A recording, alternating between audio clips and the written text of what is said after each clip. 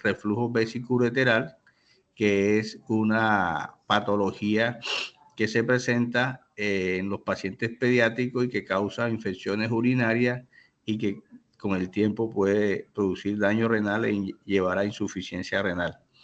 Y en contexto con la segunda patología es que ustedes conozcan las herramientas diagnósticas que se utilizan para diagnosticar cualquier tipo de patología urológica. Entonces, en ese orden de ideas, vamos a dar inicio al primer tema, que es escroto agudo, y finalizado la charla, les voy a mostrar unas imágenes de diferentes estudios para que se vayan relacionando, contextualizando con las imágenes y conozcan qué estudios son, cuándo se solicitan y cuál es el motivo de solicitar un estudio como un urotac, una cinturetografía, una gammagrafía, una citoscopia, etcétera, etcétera.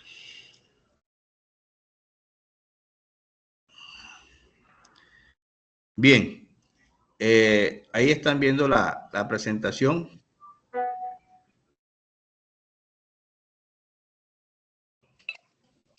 Sí, doctor. Sí, doctor. Bueno, entonces me gustaría que de pronto voy a preguntarle a Andrea, ¿qué es el escroto agudo? Andrea, te tocó a ti porque es la que conozco. Igual ahorita, en la medida que voy desarrollando la charla, me voy a ir preguntándole a algunos estudiantes que voy viendo aquí en el panel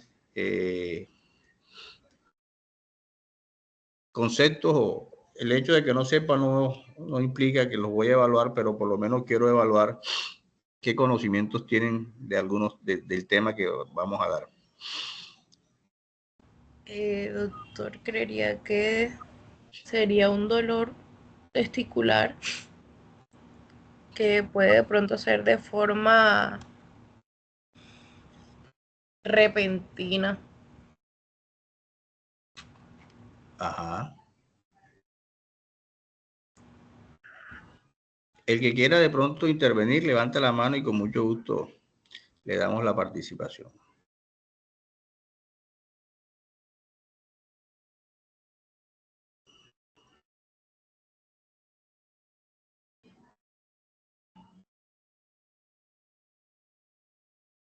María F., María Fernanda, me imagino. A ver, Mafe.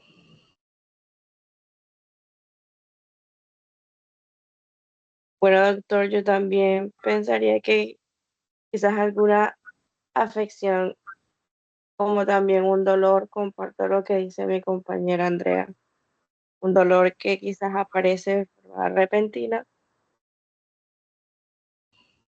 ¿Y ese dolor se manifiesta cómo? ¿Va asociado con qué? ¿Qué importancia tiene? ¿Cuáles son las características del dolor? La parte de repentina. Valentina Maestre.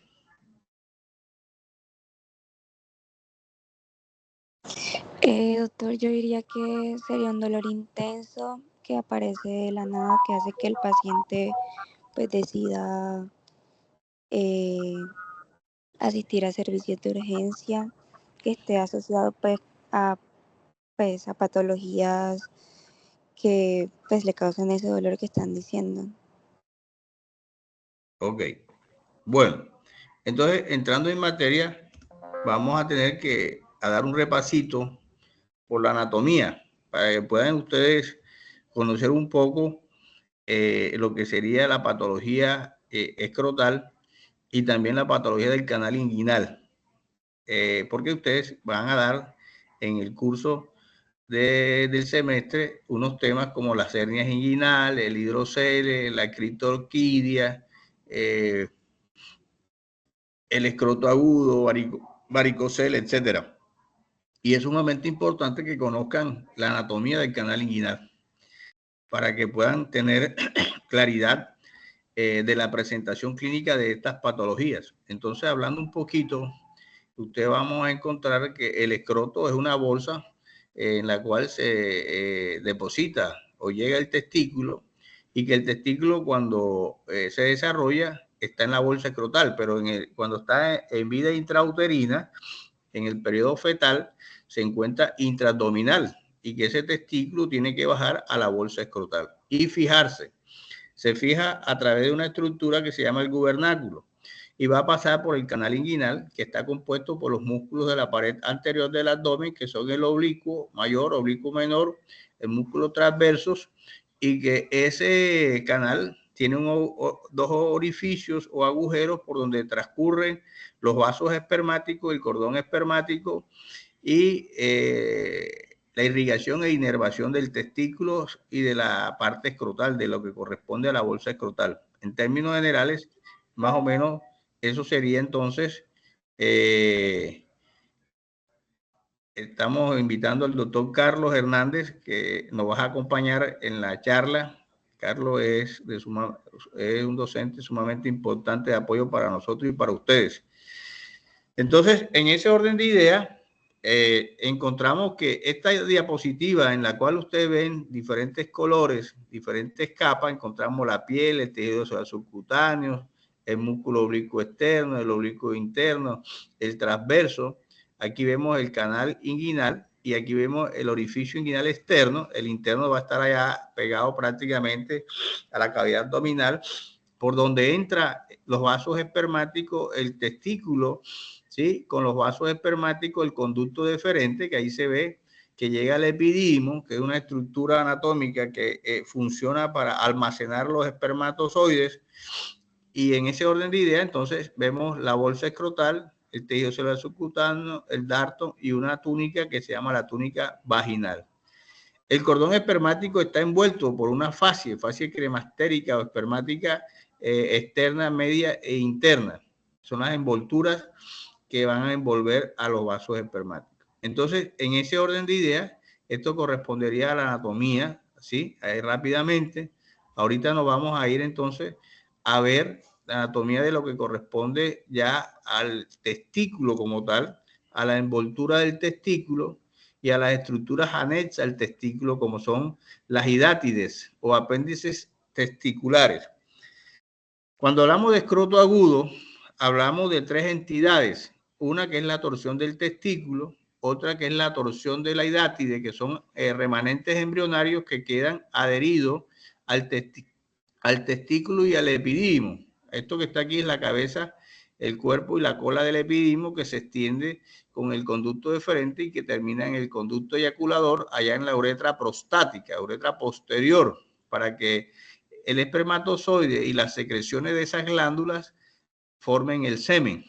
Entonces, en ese orden de ideas, estas estructuras o remanentes son las que en algún momento se pueden torcer también y generan un cuadro similar para ocasionar un escroto agudo. Entonces ya vemos que hay tres entidades que pueden ocasionar el escroto agudo: la torsión del testículo, ¿sí? La torsión de las hidátides, que son remanentes embrionarios que se encuentran ubicados tanto en el epidimo como en el testículo, y la inflamación, ¿sí?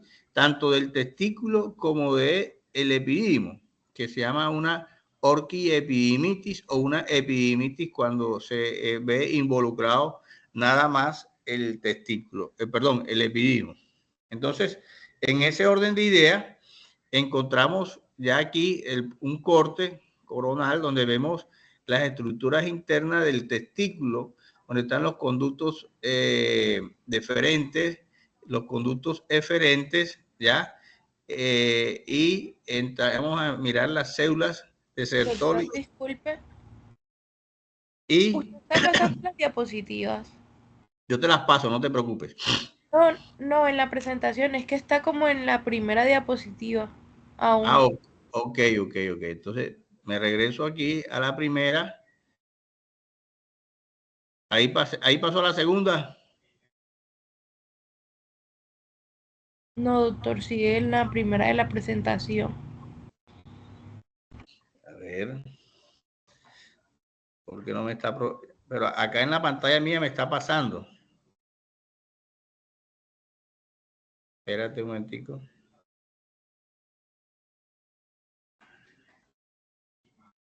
Listo, ahora sí está, sale en la anatomía. Ok. Entonces, en ese orden de ideas, vamos a ver aquí ya entonces la envoltura que les comentaba, lo que les dije del testículo, ¿ya? Allá es una toma donde encontramos la túnica vaginal, que es la envoltura esta que está acá, el testículo, el epidimo en sus tres partes y el conducto deferente. Acá encontramos al epidimo, que es un conducto que traslada los espermatozoides al conducto eyaculador. Allá está la próstata, vesículas seminales, y aquí está la parte interna del testículo donde se van a encontrar las células de Leydig, ¿sí? Que son las que de alguna u otra forma intervienen en la producción de hormonas por parte del testículo. El testículo es una gónada que tiene como función producir espermatozoides y es producir hormonas, en este caso la testosterona. Habíamos hablado con relación al testículo que su desarrollo se inicia en la cavidad abdominal, aquí lo pueden observar, ¿ya? Y él tiene que descender a la bolsa escrotal. Para eso se da en un tiempo, quiere decir que el feto, para la edad de las 36, 37 semanas de edad gestacional, debe ya el testículo encontrarse descendido en la bolsa escrotal. Cuando eso no sucede, puede generar entonces un problema que se llama criptorquidia, ¿ya? Que es la falta del testículo, que se puede dar a nivel intraabdominal o se puede dar a nivel del canal inguinal. Ese es otro tema que vamos a dar más adelante, no es el tema de hoy. Pero aprovecho la diapositiva para poder mostrarle cómo el testículo, a través de diferentes mecanismos hormonales, mecanismos del gubernáculo, ¿sí? Y la presión intraabdominal ejercen sobre el testículo para que éste paulatinamente y en la medida que va pasando el embarazo descienda a través del canal inguinal y llegue aquí a la bolsa escrotal para quedar allí. Es de aclarar que el testículo, aparte del cordón espermático, él está envuelto por una estructura muscular que se llama el músculo cremaster. De hecho, es importante porque cuando uno hace la semiología, la clínica del paciente, ese testículo se retrae y sube, se esconde en el canal y es un mecanismo que permite regular la temperatura del testículo.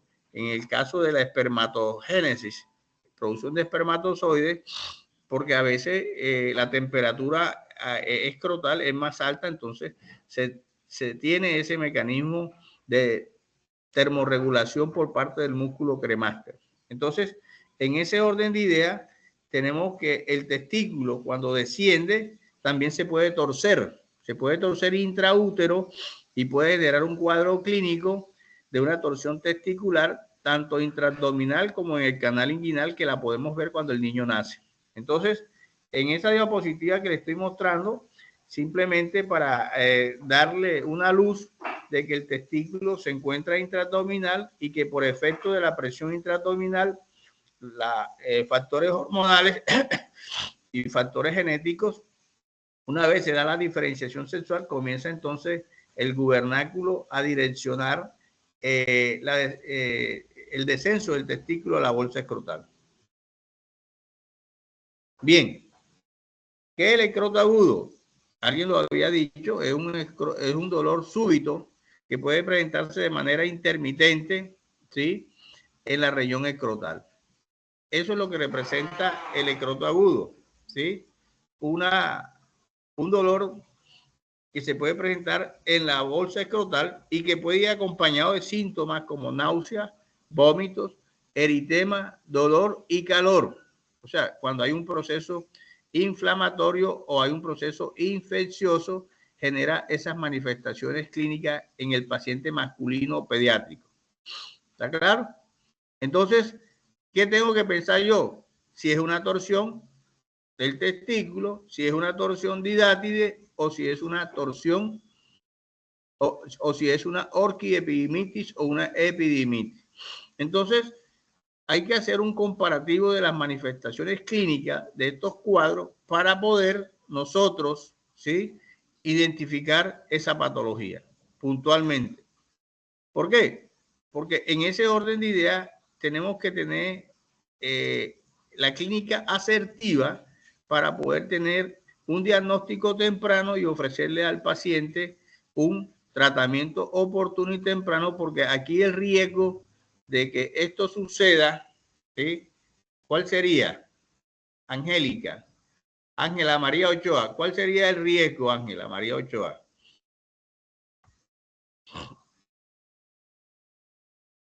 ¿En qué sentido, doctor?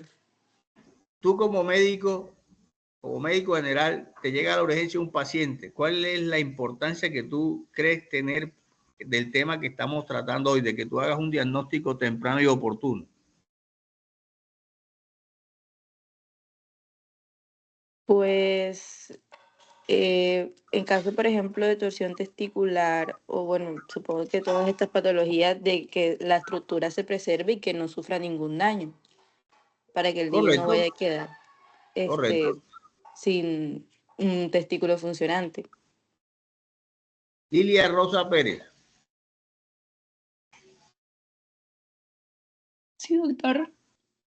La misma pregunta. Estoy ¿Por un qué poco crees tú? ronca. ¿Ah? ¿Cómo? ¿Por qué crees Estoy tú un la poco importancia ronca, de que por tú eso tienes que hacer un lo sé. diagnóstico temprano y oportuno? ¿Cómo? No te escucho, Lilia. Es que estoy ronca. Enferma.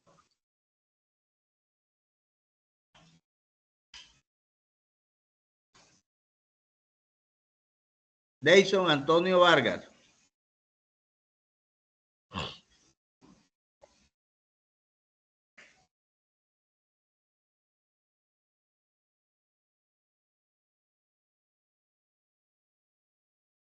¿Estás dormido, Deison? Valentina Maestre.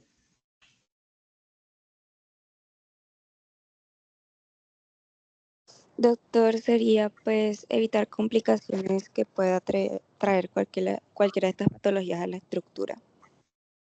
¿Y cuál sería la complicación más urgente, Luisa Fernanda? Que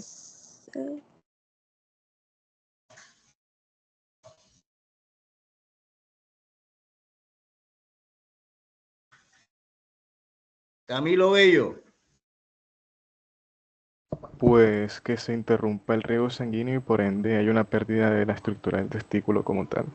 Correcto, exacto. Sin lugar a duda, doctor, lo felicito. Entonces, en ese orden de ideas, nosotros tenemos que, cuando hablamos de anatomía, hablé de la irrigación del testículo. Entonces, cuando se tuerce el testículo, si estamos ante un escroto agudo por una torsión testicular, nosotros tenemos que actuar rápido. ¿Y qué es actuar rápido? Tener conocimiento de la clínica de la patología para poder hacer el diagnóstico temprano y brindarle al paciente un tratamiento oportuno para evitar que el testículo se pierda, o sea, tenga una necrosis, y nosotros abordarlo quirúrgicamente tempranamente para evitar que ese testículo se necrose y se le estirpe el paciente.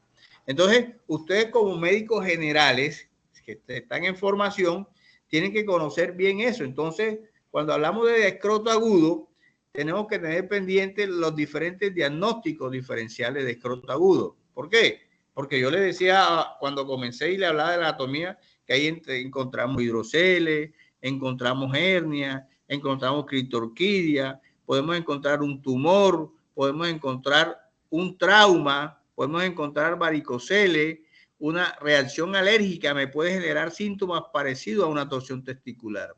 Entonces, en ese orden de ideas, entramos entonces a hacer el diagnóstico de una torsión testicular, la torsión de la hidátide o apéndices testiculares, la epididimitis o la orquitis, el edema escrotal idiopático que se da por problemas de alergia, trauma, tumores, hernia e hidroceles, ¿ya? Entonces, ante ese espectro, tenemos que conocer la semiología, la clínica de esas diferentes patologías y hacer diagnóstico diferencial para entonces nosotros, en ese orden de ideas,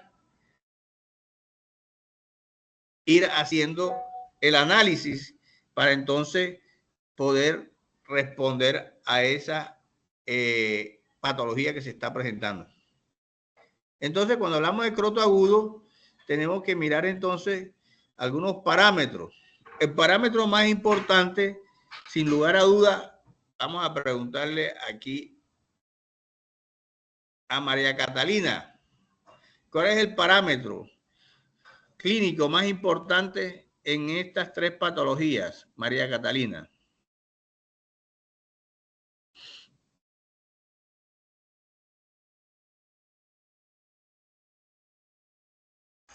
Mari, ¿dónde? Profe, voy a hacer la presentación del dolor. El dolor, punto, el dolor, así es. Entonces, cuando nosotros tenemos un escroto agudo, la manifestación más importante sería el dolor. Entonces, en el dolor que vamos a evaluar la intensidad del dolor, la frecuencia del dolor, la amplitud del dolor, el tiempo, ¿ya? ¿Cuánto tiempo tiene de estar con el dolor el paciente? ¿Cómo fue el inicio? Si fue súbito o si es insidioso, intermitente. Eso hay que preguntarlo para entonces mirar y comenzar a hacer el diagnóstico diferencial. ¿Ya? Si está acompañado de náusea. ¿Por qué? Porque hay patologías que no producen náusea ni vómito. En cambio, la torsión testicular sí produce manifestaciones de náusea y vómito, síntomas vagales que se van a relacionar entonces más sobre ¿sobre qué? Sobre la torsión testicular. ¿Ya?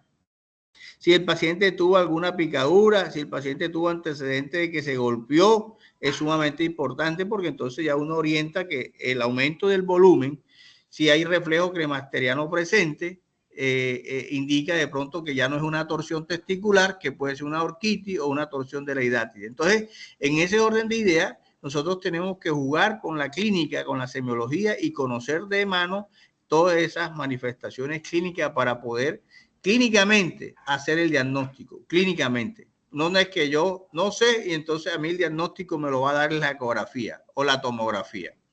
Aquí estos son diagnósticos clínicos, que llegó el paciente y usted necesita tener las herramientas semiológicas que son inspección, palpación, percusión e inclusive transiluminación para poder evaluar el cuadro clínico que está presentando el paciente.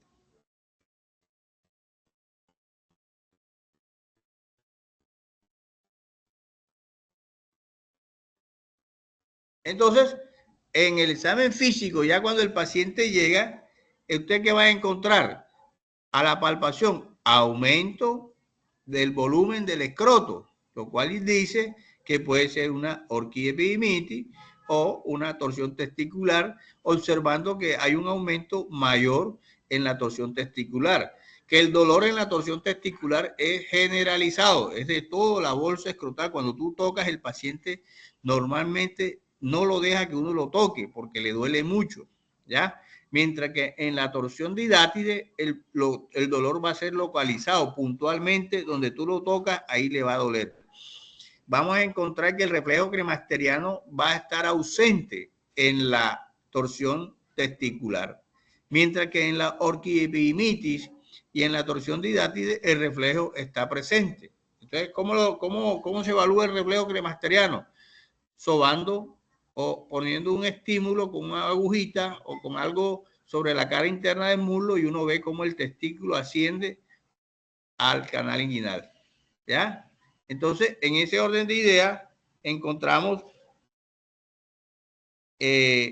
podemos ir orientando el diagnóstico hacia dónde lo podemos llevar, si es una orquiepididimitis, si es una torsión testicular o si es una torsión de hidátide. ¿Ya? Evaluando. Cuando llega el paciente, se desnuda, yo encuentro y veo una asimetría cuando es una torsión testicular. Vemos que si es del lado derecho, encontramos un aumento de la bolsa escrotal, entonces hay una asimetría a la inspección. ¿Que lo puedo ver rojo? También. ¿Ya? Si lo veo caliente, ya tengo que tocarlo, entonces a la palpación. Si le pongo luz, vamos a encontrar que hay hidroceles. Ese hidroceles puede ser por el proceso inflamatorio o por un proceso infeccioso. Entonces entraríamos ahí a ir evaluando ese. El tiempo de evolución es sumamente importante. ¿Por qué? Porque si el paciente llega con un cuadro de 6 horas de evolución, posiblemente ese paciente tendrá un 80-85% que ese testículo se salve. Pero si el tiempo es mayor de 12 horas, ya ese porcentaje se reduce y entonces puede haber una necrosis del testículo y las posibilidades quirúrgicas van a ser menores. Entonces, por eso, ahorita que preguntaba, la importancia de conocer la clínica del paciente y actuar tempranamente en el diagnóstico y en el tratamiento del paciente.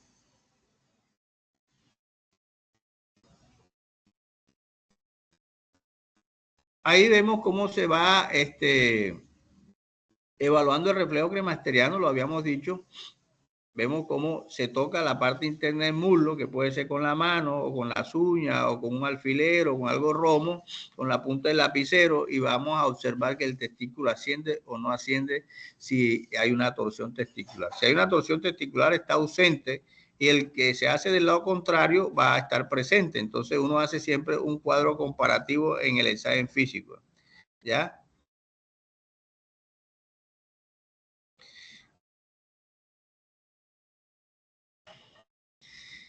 Ahí vemos en esta gráfica la posición anatómica normal del testículo con sus vasos sanguíneos y vemos lo que genera la torsión testicular, que pueden haber dos tipos de torsión, una intravaginal y otra extravaginal, ¿ya? Entonces, cuando hablábamos de la túnica vaginal, que es la envoltura que envuelve el testículo, podemos encontrar entonces que ese testículo se puede torcer dentro y se puede torcer por fuera de la túnica vaginal. Entonces, aquí vemos lo que genera la torsión, ¿ya? Un compromiso vascular, tanto de la arteria como de la vena, como de los vasos linfáticos.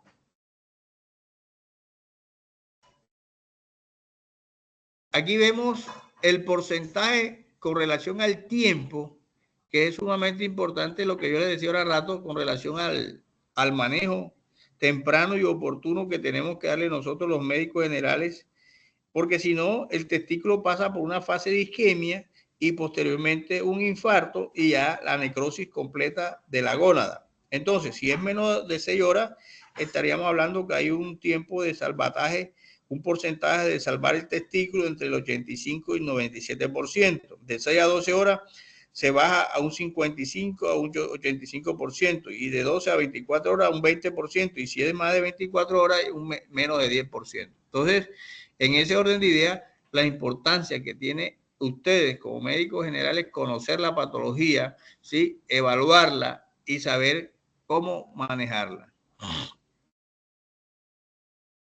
Entonces, ahí vemos la torsión intravaginal, en la cual vamos a ver una necrosis completa del testículo.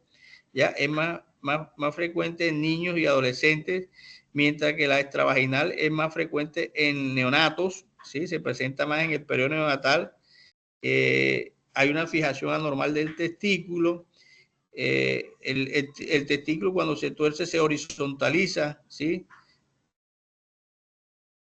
Y vemos cómo se gira sobre su propio eje. El testículo, cuando se va a hacer la exploración quirúrgica, lo que se hace es devolvularlo, destorcerlo y esperar a ver si cobra su irrigación, y de esa manera mirar a ver entonces el tratamiento quirúrgico, que lo vamos a hablar un poquito más adelante. Entonces, ahí estamos viendo las consecuencias que generó de pronto una mala fijación del testículo, un movimiento brusco del músculo cremaster que hizo que este se torciera, pero que cuando llegó a la urgencia nosotros tuvimos un diagnóstico temprano, oportuno, y fuimos asertivos y pudimos darle corrección quirúrgica temprana y se evitó la torsión o la pérdida de la gónada. Acá encontramos la torsión extravaginal, ¿ya? Entonces, en ese orden de ideas, se presenta, ya le había dicho, en pacientes más pequeños, neonatos. Repito, otra de las manifestaciones clínicas, el dolor repentino, unilateral, severo en el testículo, dolor en la parte inferior del muslo, dolor en la parte inferior del abdomen, porque se puede irradiar hacia arriba, está acompañado de náuseas y vómitos. Ya viéndolo aquí, hay una simetría del testicular, lo habíamos hablado ahora rato. Vemos cómo se ve aumento del tamaño. Si yo lo toco, el dolor va a ser generalizado, posiblemente si es una torsión testicular. Va a haber eritema, rubor, calor. El reflejo cremasteriano va a estar ausente si es una torsión una torsión testicular. Esta es la escala de Twin, donde podemos evaluar la inflamación, la dureza del testículo, si hay reflejo cremasteriano, si hay náuseas, si el testículo está alto. Entonces, cuando la puntuación va entre 6 a 7, entonces lo más probable es que estamos ante un cuadro de una torsión testicular. Inflamación, dureza, reflejo cremasteriano y signos de de síntomas vagales como son náuseas y vómitos. Bien, entonces ya conocimos la clínica, vimos la anatomía, conocimos algo del descenso del testículo. Alguien hablaba de la importancia de hacer el diagnóstico temprano y es conocerle, evitar que se infarte el testículo, se necrose. Y para ello entonces contamos con una ayuda diagnóstica. Hecho ya el diagnóstico clínico, y si tenemos la duda de que si es una orquitis o que si es una torsión de hidatides o que si es una torsión testicular, podemos confirmar el diagnóstico a través de un estudio que se llama la ecografía Doppler. El Doppler testicular, no la ecografía como tal, porque aquí el problema no es la estructura del testículo. El problema aquí que necesitamos es evaluar el flujo sanguíneo arterial y venoso, más el arterial. Y eso me lo va a permitir evaluar un estudio que se llama el Doppler testicular. Entonces, en ese orden de ideas, encontramos el Doppler, ya que tiene una sensibilidad del 89% y una especificidad del 98%. ¿Qué sucede? Que a veces no tenemos en la institución el Doppler testicular. Entonces, no, que hay que llevarlo a Barranquilla, porque entonces ya uno opta por tomar decisiones y hay el traslado y el tiempo, y si no se opera, y entonces se pierde el testículo. Entonces, si no hay la posibilidad del Doppler, entonces hay que hacer la exploración quirúrgica, que es más rápida y va a ser de mayor beneficio para el paciente.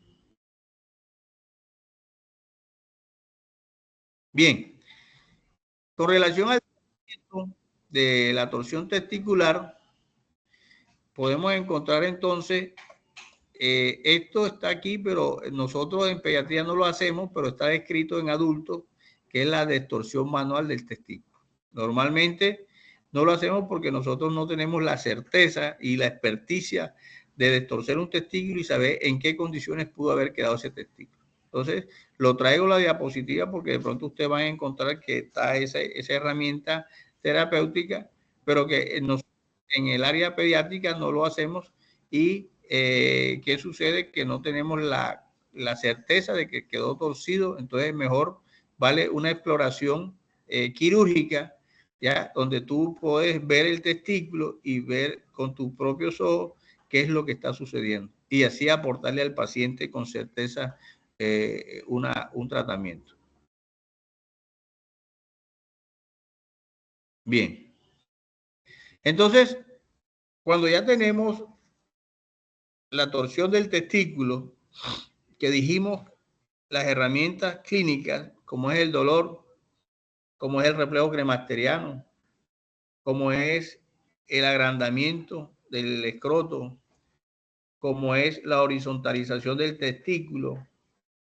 Entonces, ya nosotros tenemos certeza y tenemos el tiempo de evolución. Entonces procedemos, tenemos el Doppler, que también puede concluir que tiene una torsión testicular y que estamos entre el tiempo de poder resolverle de manera positiva al paciente. Entonces lo llevamos a cirugía y le hacemos una exploración por vía escrotal y donde vamos a encontrar entonces escenarios donde el testículo puede estar necrótico y entonces ahí se hace una extirpación del testículo. Vamos a preguntarle aquí a Sofía Juliana Rodríguez. ¿Cómo se llama la extirpación completa del testículo, Sofía? Orquiectomía. Una orquiectomía, correcto. Orquiectomía. Extirpación completa del testículo. Orquiectomía. Eso sí, entonces nosotros tenemos aquí que el testículo está necrótico. Y entonces al testículo del lado sano, ¿qué se le hace, Sofía?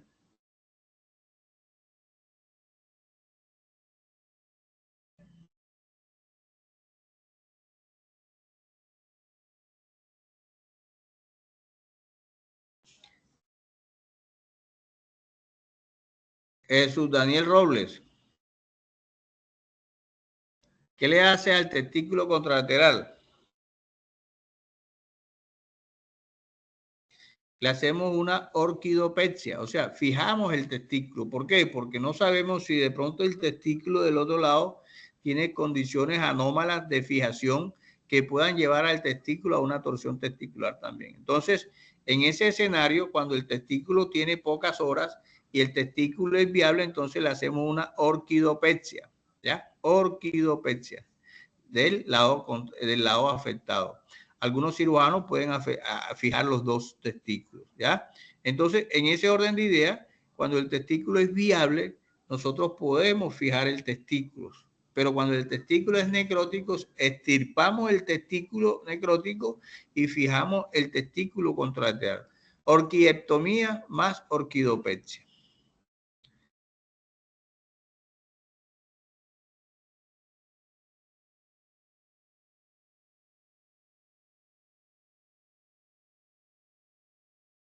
Bien, aquí entonces en esta diapositiva vamos a encontrar lo que les explicaba. Cuando el testículo es viable se hace una orquidopexia, pero cuando el testículo está necrótico se hace una orquiectomía y se fija el testículo contralateral, una orquidopexia.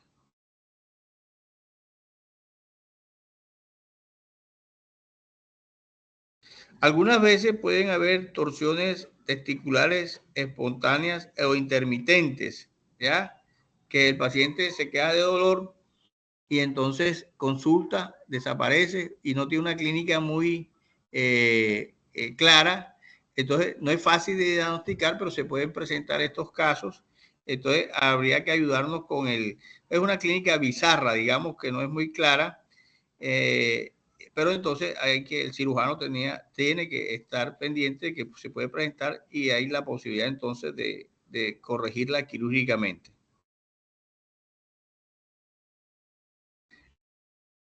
Aquí encontramos el paciente recién nacido. Acuérdense que le hablaba de la torsión extravaginal, donde se presenta el recién nacido y puede presentar una masa tumoral en región del canal inguinal cuando el testículo no ha descendido, o sea, cuando estamos ante un testículo criptorquídico, o puede tener una masa dura, eritematosa, con todas las manifestaciones que les comenté anteriormente en la bolsa escrotal, y entonces estaríamos hablando que ese paciente así a simple vista, yo puedo decir tiene una hernia, ¿ya? Pero si la toco y se pone a llorar y está caliente y eritematoso, yo puedo decir que entonces es una torsión testicular. Aquí ayudaría mucho el Doppler. Lo más probable es que fue intraútero. Ya la urgencia pasa, ya no hay que estar corriendo, pero sí hay que darle claridad para resolver la extirpación y la fijación del testículo contralateral. Hola, hija.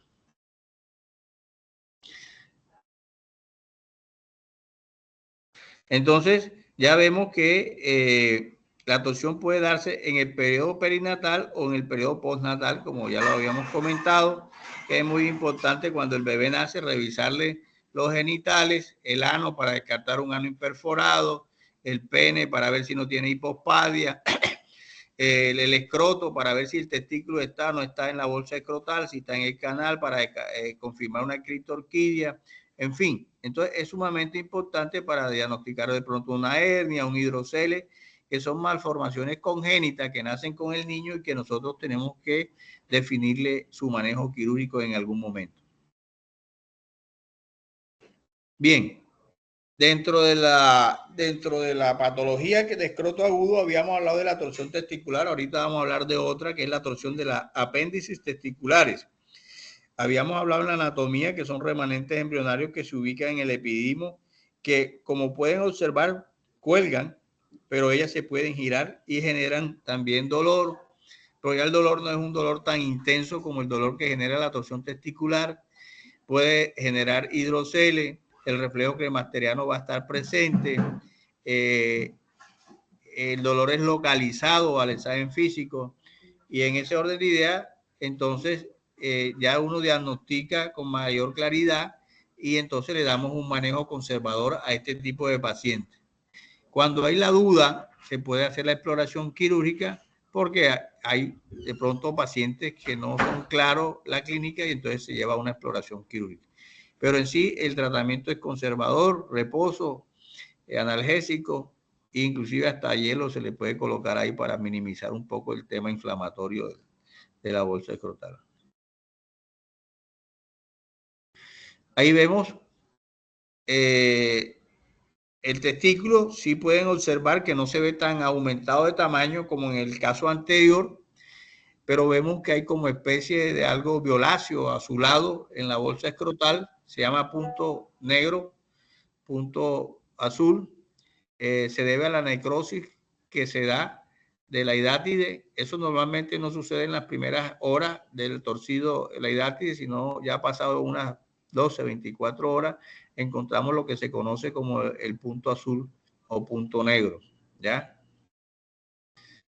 Ok. El reflejo cremasteriano va a estar presente. Va a haber un poco de transiluminación. Encontramos en la transiluminación un poco de hidroceles por la reacción inflamatoria que genera la torsión de la hidátide. Ahí vemos entonces, este paciente lo exploramos, encontramos la necrosis, vemos cómo está aumentada de tamaño la hidátide y cómo está edematizada, inflamada. Hay la posibilidad de extirparla, ¿sí? Pero el testículo está normal, no hay que hacerle nada al testículo. ¿Por qué? Porque no es una torsión del testículo, sino simplemente una torsión de la hidátide. Bien, el otro diagnóstico que suele presentarse y que puede tener manifestaciones parecidas a la torsión del testículo y que se encuentra en el diagnóstico de escroto agudo es la torsión, perdón, la orquiepidimitis o la epidimitis. Puntualmente la epidimitis es la inflamación del epididimo y aquí ya vamos a encontrar un escenario sumamente importante, que la edad de presentación es en adolescentes. Ya raramente se puede presentar en pacientes pequeños, no quiere decir que no se presente. Cuando se presenta en pacientes pequeños, lactantes, digamos, y que es recurrente, habría que sospechar, ¿sí?, la posibilidad de una malformación urológica, como un uréter ectópico, una mala posición del conducto eyaculador que haga que refluya orina y esa orina inflame permanentemente el epididimo y genere procesos de epidimitis o orquiepidimitis recurrente en el paciente. O pacientes que generan, que tienen infecciones de parotiditis, como el virus de la parótida, de la papera, y este virus es muy, busca mucho el epididimo, el testículo, y genera inflamación. Pero puntualmente aquí las manifestaciones clínicas en estos pacientes grandes normalmente vamos a tener que son molestias para orinar, disuria, puede haber fiebre, ardor, puede haber tenesmo, puede haber goteo, puede haber antecedentes de relaciones sexuales, puede haber como es transmisión de enfermedades sexuales que generen este problema, como la gonorrea, la sífilis, en fin, otra serie de patologías que generan este cuadro. Entonces, ante este escenario, ya lo que hay que hacer es un tratamiento, demostrar la presencia del proceso infeccioso a través de un urocultivo. Ya hay que hacer una ecografía para evaluar el testículo, el epididimo, y inicialmente el tratamiento sería con analgésicos y antibióticos. ¿Ya? Entonces, en ese orden de ideas, aquí vemos el dolor, las manifestaciones que genera el paciente, consulta por eso, hay que hacerle cultivo de orina, mirar la posibilidad, si hay una malformación urológica, habría que hacerle un estudio en el cual estamos observando que es una cisturetografía miccional para evaluar si el paciente tiene reflujo vesicoureteral, que es una de las patologías que vamos a hablar ahorita más adelante. Entonces, en ese orden de ideas, tenemos que enfocar el paciente hacia el manejo y tratamiento médico que cursa con una epididimitis. Aquí vemos cuando hay papera, parotiditis viral, que puede generar también una orquitis o una orquiepidimitis. Ahí vemos entonces los diagnósticos diferenciales o los diagnósticos que tenemos que tener en cuenta ya a descartar ante un paciente que tiene un escroto agudo. Bien, entonces en ese orden de ideas, espero preguntas, si hay dudas, para continuar con el otro tema que tengo pendiente de presentarle, que es el reflujo vesicureteral y el abordaje de cómo utilizar las herramientas diagnósticas para los pacientes que tienen patología urológica.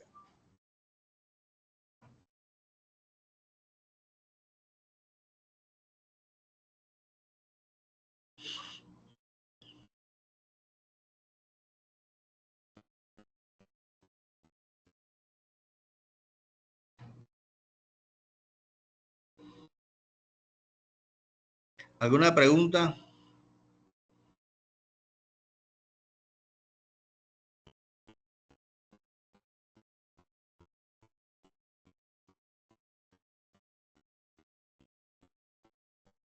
Ok.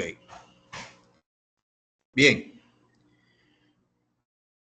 Esto que acabo de explicar lo van a encontrar ustedes en los pacientes en la urgencia, ¿verdad? Pero también lo vamos a encontrar en la consulta externa.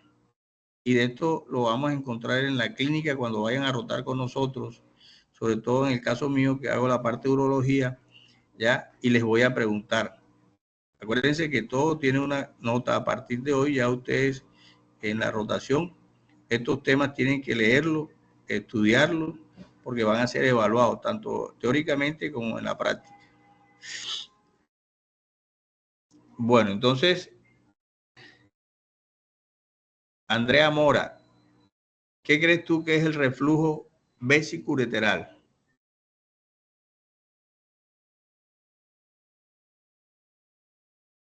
No sé, doctor, no había oído sobre eso. Ok, Andrea, perfecto. Lilia Rosa Pérez. Sí, doctor. Pienso que como reflujo como normal de la orina. La orina normalmente, ¿cómo baja? ¿Cómo es el flujo de la orina, Lilia? Uretrovesical, ¿no? ¿Cómo? De la...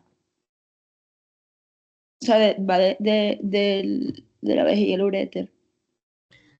Alejandra Lozano.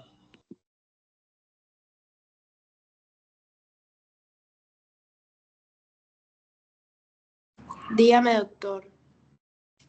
¿Está de acuerdo de lo que dijo Lilia, que la orina va de la vejiga al uréter? No, es al revés, ¿Cómo es? de los uréteres hacia la vejiga. ¿Qué dice Camilo?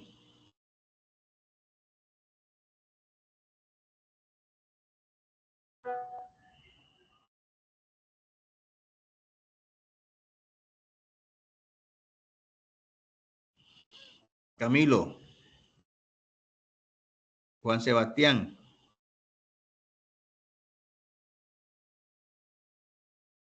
¿Dónde se produce la orina, Juan Sebastián?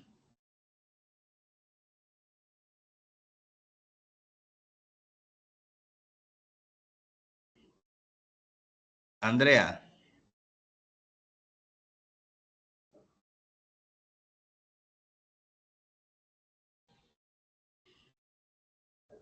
Cristina Judy Rodríguez. ¿Dónde se produce la orina?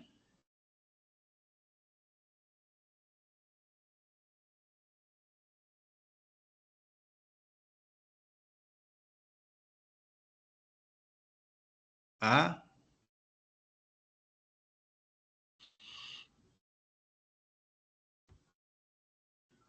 En la vesícula, doctor. ¿Cómo? Doctora, ¿qué dijo? En la vesícula, doctora, usted... En los riñones. Ay, doctora, ¿y entonces? ¿Ah?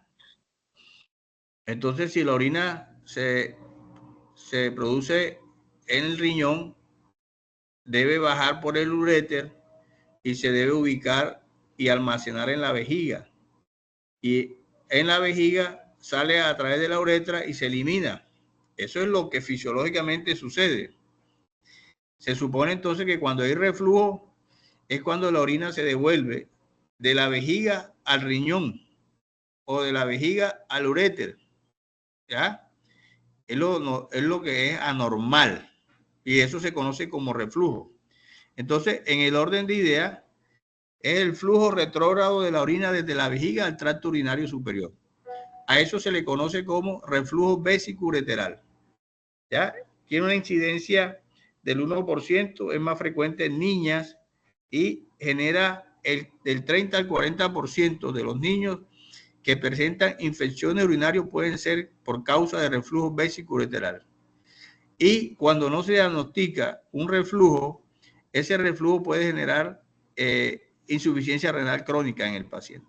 Entonces, ustedes en ese contexto tienen que entonces entender que los pacientes que tienen reflujo o que tienen infecciones urinarias por una causa urológica, hay que buscar la causa.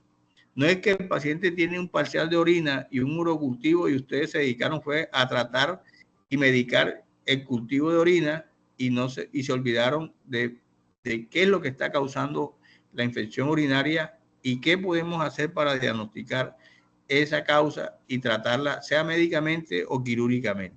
Entonces, el reflujo vesicoureteral más infección urinaria va a producir una nefropatía, un daño de riñón, y eso conlleva una insuficiencia renal crónica en el tiempo, que es lo que ustedes como médicos generales tienen que conocer. Entonces, en ese orden de ideas, vamos a mirar los mecanismos por los cuales se produce un reflujo, las causas que pueden generar un reflujo. Entonces, en ese orden de ideas, el reflujo puede ser de origen primario o de origen secundario. ¿Cuándo es de origen primario? Cuando en la embriogénesis de la formación del uréter, de la vejiga y del riñón como tal, hay una inserción anormal en la unión urétero-vesical. ¿Qué es la unión urétero-vesical? El segmento de uréter que se une con la vejiga, con el detrusor. Cuando ese detrusor, ¿sí?, y ese uréter no tienen un mecanismo valvular adecuado, entonces hace que la presión que la vejiga ejerce para sacar la orina hacia el exterior, hace que entonces esa presión meta la orina por el uréter, lo dilate y lo lleve ¿a dónde? Al riñón. ¿Acompañado de qué? De una bacteria. Y esa bacteria más la presión que ejerce la orina dentro del riñón conllevan al daño renal. Entonces, entramos a mirar mecanismos antirreflujo, la oblicuidad y longitud del trayecto del uréter, que ahorita les voy a mostrar, la musculatura del uréter y de la vejiga y el tono de la vejiga, la inervación normal que tiene que tener la vejiga. Eso quiere decir que si yo tengo un mielomeningocele, o sea, una patología de la médula, ese paciente va a tener entonces ¿qué? Una mala inervación, y esa mala inervación hace que pueda existir un reflujo. Entonces ya no estamos hablando de un reflujo primario, sino un reflujo secundario. Entonces, en ese aspecto, vamos a encontrar que los reflujos pueden ser primarios y pueden ser secundarios. ¿Cuándo es primario? Cuando hay una anomalía en el desarrollo embrionario de la unión entre el uréter y la vejiga, ¿ya? Un problema anatómico, digamos. Secundario, cuando hay una obstrucción en la uretra, ¿ya? Hace que no salga la orina y la orina se va por los dos uréteres y daña los riñones. O puede ser que la vejiga no funciona bien porque tiene una mala inervación y daña los dos riñones. Entonces, eso corresponde a reflujo secundario. ¿Entendido? ¿La tienen clara? Podemos hacer un quiz terminada la clase. Entonces, a los que se fueron, coméntenle.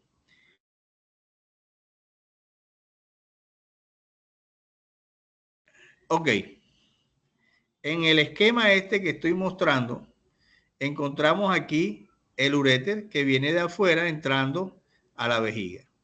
Aquí encontramos la pared vesical, ¿ya? Y aquí encontramos la mucosa, que es el urotelio que envuelve al detrusor. Entonces, se requiere que haya una buena longitud del uréter dentro de la pared vesical. Aquí la observamos, que el diámetro de este también sea adecuado, tanto en longitud, y que esta pared que está aquí, que es el detrusor de la vejiga, tenga un buen tono, una buena inervación, para que cuando esto se contraiga, cierre aquí y evite que la orina suba a través del uréter y llegue al riñón con la bacteria y dañe en el riñón. Ese es el mecanismo valvular que debe existir y que debe ser normal para que no exista el reflujo vesicoureteral. Cuando esos mecanismos no existen, están de manera desequilibrada, ¿ya? Entonces se genera el reflujo y el reflujo genera entonces problemas, infección urinaria, nefropatía hipertensión arterial y todo lo que genera la insuficiencia renal en un paciente hasta llegar a la muerte.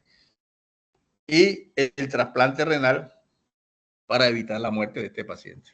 Entonces, en ese contexto, toda infección urinaria en un paciente pediátrico habría que estudiarla, ¿ya? Y descartar qué causa puede estar generando ese daño o esa obstrucción en el tracto urinario. Bien. Entonces, habíamos dicho que la nefropatía más infección genera nefropatía por reflujo más insuficiencia renal, ¿ya?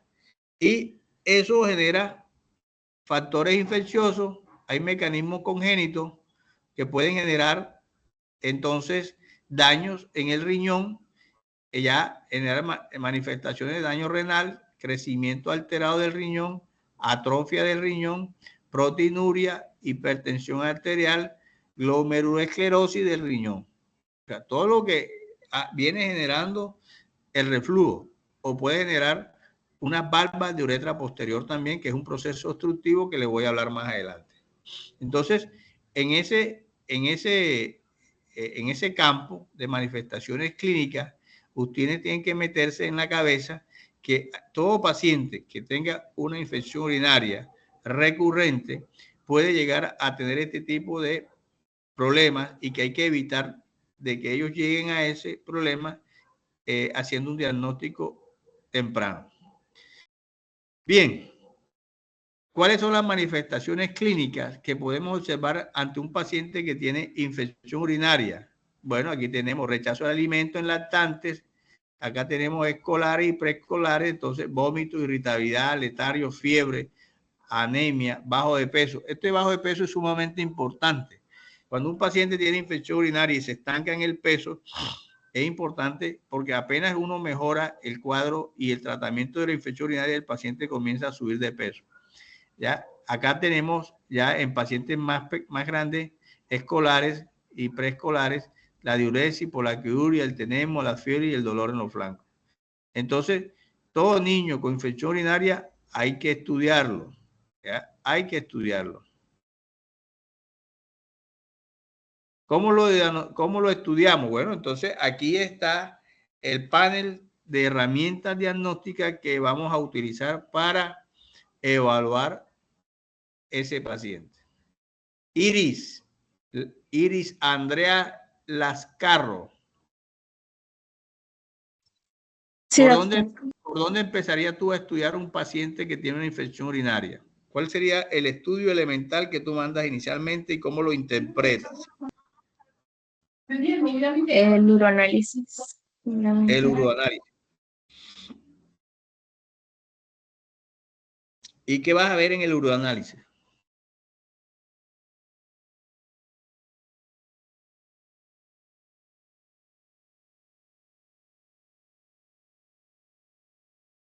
Alejandra Lozano.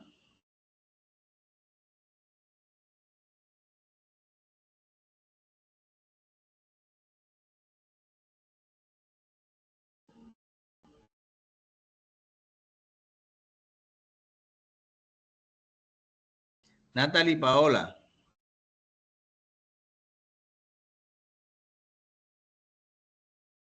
Pero fue un cultivo de orina. Un cultivo de orina. ¿Por qué? Porque yo necesito ponerle el nombre de qué germen es el que está causando la infección urinaria. ¿Ya? El parcial de orina como tal no es tan específico para demostrarte a ti una infección urinaria, porque puede estar alterado, porque la toma no fue adecuada, porque se contaminó, pero sí ayuda un poco a orientar de que el paciente tiene infección urinaria. Ya tú con el cultivo de orina podemos mirar que si se toma por una punción suprapúbica, cero bacterias, ¿ya? Si hay una sola bacteria, ya está indicativo de que hay infección urinaria. Si es con sonda, 50.000. Y si es mayor de 100.000 en el chorro espontáneo, estamos ante un cuadro de infección urinaria. Entonces, si ya tenemos ese cuadro de infección urinaria, entonces, ¿qué se hace? Hay que medicar al paciente. Y para medicarlo, entonces requerimos de un antibiograma. Y comenzar entonces a mirar qué está pasando con el paciente. ¿Ya? Si mejora con el tratamiento que se le va a instaurar, por un tiempo de una semana a 10 días, de 10 días a 2 semanas aproximadamente. Y si llegamos a la conclusión de que el paciente tiene reflujo, entonces ya ahí entraríamos a mirar un tipo de tratamiento dependiendo de la complejidad del reflujo. Entonces, en ese orden de ideas comenzamos con un cultivo de orina, con el parcial de orina, pero el que nos va de pronto a dar mayor información sería el cultivo. Ya le dije, dependiendo de cómo se toma el cultivo, así vamos a hacer la interpretación de la presencia de bacterias. Segunda herramienta, que no es invasiva, la ecografía. ¿Ya? La ecografía me va a permitir evaluar en el paciente si tiene el riñón normal, si está en una posición anormal, si está abajo, si está pélvico, si está en el tórax, o sea, si está ectópico, si está fusionado o no, si está dilatado la pelvis, los cálices, si el uréter está dilatado, si la vejiga evacúa toda la orina o no. Entonces, si hay una infección urinaria y hay una dilatación o una ectasia, que es el término, entonces ya yo me voy orientando y digo, bueno, puede haber la posibilidad de que exista un reflujo, ¿ya? La ecografía. Entonces la ecografía me da información anatómica, ¿ya? De alguna otra funcional también, porque me permite cuantificar indirectamente de pronto el volumen vesical. Yo puedo decirle al paciente, toma líquido, le cuantifico el volumen, ves al baño, orina, y calculo de pronto si deja o no deja residuos en la vejiga, si está evacuando esa vejiga todo el volumen que se introdujo a través de la vía oral. Entonces, la ecografía es sumamente importante porque me va a permitir ir evaluando, ¿sí?, el tracto urinario, tanto superior como inferior. Después vamos a encontrar entonces la cinturetografía miccional. ¿Quién sabe qué es una cinturetografía miccional? Jesús Daniel Robles.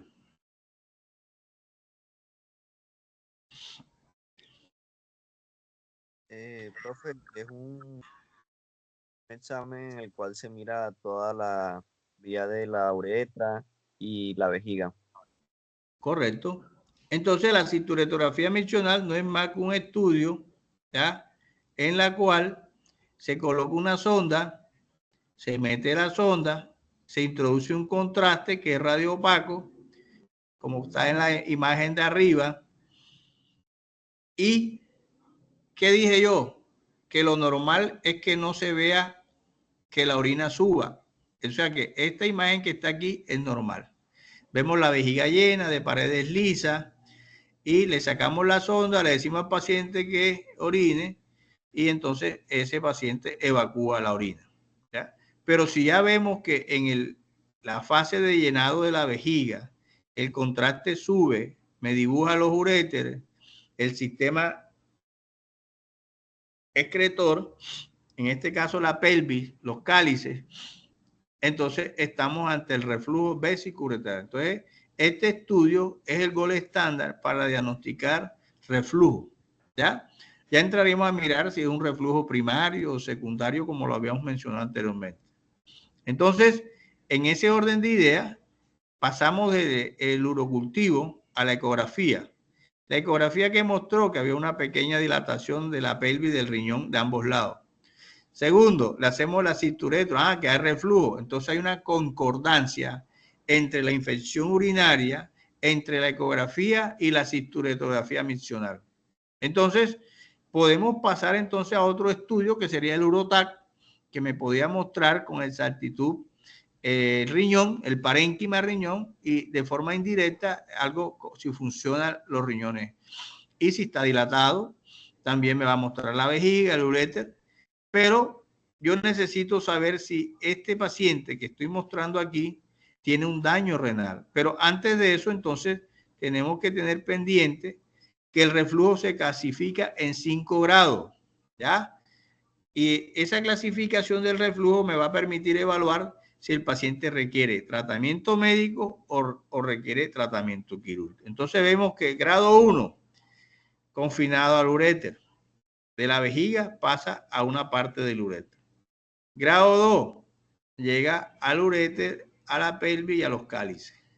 Grado 3, hay dilatación del uréter y de los cálices. Grado 4, entonces vamos a encontrar que hay una gran dilatación, ya se va deformando más el sistema excretor y pasamos entonces al grado 5, donde prácticamente hay una gran deformidad del sistema excretor y hay un adelgazamiento del parénquima renal. O sea que ya hay un compromiso bastante importante de la función de los riñones en este caso. Entonces hay que evitar que este paciente llegue allá. Ahora, de pronto el paciente nació con una uropatía obstructiva por unas valvas y encontramos esto desde el nacimiento. Entonces, es lo que hay que tener en cuenta, que cuando nosotros tenemos una paciente en gestación y tiene una ureterohidronefrosis, esa ureterohidronefrosis me va a generar un daño en el riñón, ¿ya? Y entonces me puede generar insuficiencia renal, que el paciente prenatalmente requiera un tratamiento o una cirugía fetal. Entonces, ustedes como médicos generales tienen que entender con este tema que la uropatía obstructiva puede generar muerte en el paciente antes del nacimiento. Entonces, en ese orden de ideas, esta uropatía obstructiva severa, que el paciente se acompañe de oligohidranio. Oligohidranio, escuchen eso, y polihidranio. Cuando hay polihidranio tenemos una malformación del tubo digestivo, y cuando tenemos oligohidranio tenemos una malformación del aparato urológico, en este caso del tracto urinario. Entonces, cuando esa malformación urológica es severa, entonces podemos encontrar entonces que el paciente pueda tener una función renal bastante comprometida. Entonces, en este espectro de malformaciones encontramos entonces que el reflujo tiene 5 grados. Grado 1, grado 2, el grado 3 cuando ya dilata el uréter y los cálices, el grado 4 ya hay una dilatación más marcada y el grado 5 ya hay una deformidad completa tanto del uréter como del sistema excretor y el parénquima renal.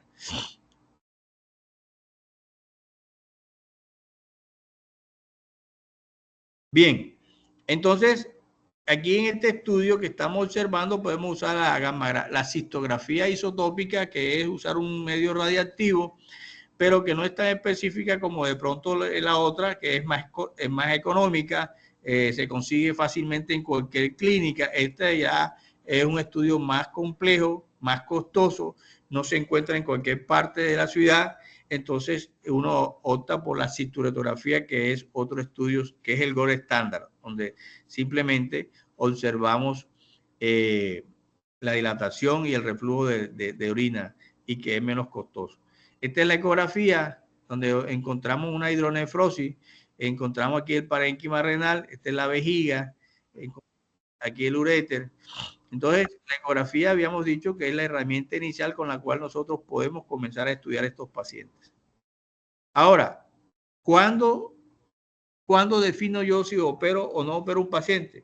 Cuando tengo a la mano un estudio que se llama la gammagrafía. La gammagrafía renal es el estudio que me va a permitir evaluar la función de los riñones. Ya, si el riñón funciona 50% o si funciona 10%. O si funciona 30%, o si ambos riñones funcionan iguales. En esta imagen vemos que el riñón izquierdo es más grande que el riñón derecho. Lo más probable es que el riñón derecho ya tiene una afectación del parénquima y se ha ido perdiendo masa renal. En la medida que una infección urinaria genera una fibrosis en el riñón y entonces se pierde área funcional del riñón, la nefrona comienza a disminuirse. Por consiguiente, se pierde masa renal. Entonces, el estudio que me permite evaluar si hay cicatrices se llama gammagrafía con DMSA.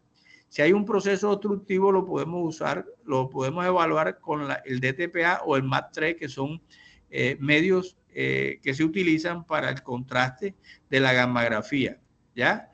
Porque el paciente puede tener una hidronefrosis secundaria a una obstrucción entre la pelvis y el uréter. Ya no tiene un reflujo. Pero hablando del reflujo, también puede tener daños en el riñón, que es lo que me va a determinar si yo saco el riñón o le planteo al paciente un tratamiento médico o un tratamiento quirúrgico que corresponde en lo que sería un reimplante vesicureteral. Entonces, En ese orden de ideas, habíamos dicho que el reflujo puede ser tratamiento médico, quirúrgico o endoscópico. ¿Cuál es el tratamiento médico? Con antibióticos, ¿ya? Entonces, va encaminado a darle antibiótico al paciente por un cierto tiempo, 6 meses, un año, de pronto más, e ir evaluando clínicamente si el paciente va aumentando de peso, desaparecen los síntomas urinarios, el reflujo desaparece en una cinturetografía admisional que se hace de control y se mantiene la gammagrafía, el daño. Una vez hecho el daño es irreversible, ya no es que va a mejorar esa o se va a recuperar esa función, ya queda perdida. Entonces, en ese orden de ideas, pero si el paciente no mejora, a pesar del tratamiento, entonces se hace el reimplante vesicureteral, que es reubicar el uréter dentro de la vejiga. Acuérdense de los mecanismos que hablábamos inicialmente, entonces es reubicar el uréter dentro de la vejiga, que puede ser por vía laparoscópica o por vía quirúrgica, vía abierta. Y está el otro, que es la inyección subureteral. Entonces, aquí vemos la vejiga, aquí en la A, entrando con una cámara, inyectando aquí en la unión esta, donde está el mecanismo valvular, un implante, una sustancia, para que se forme el mecanismo valvular. Ese sería el tratamiento endoscópico. El otro sería el tratamiento quirúrgico, que consiste en soltar el uréter y darle la longitud. Hay diferentes técnicas quirúrgicas que se llama reimplante. ¿Ok? Aquí vemos entonces el tratamiento endoscópico que ya les mencioné. Y bueno, ahí termina mi charla. Quiero que participen para entonces mostrarles unas imágenes que quiero mostrarles. Voy a dejar de compartir.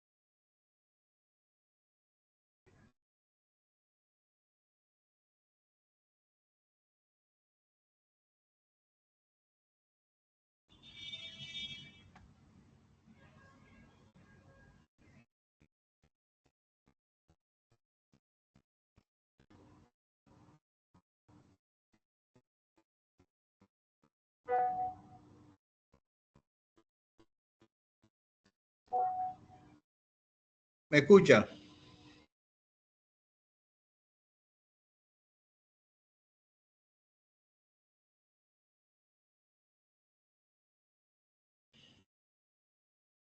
A ver, ¿me escuchan?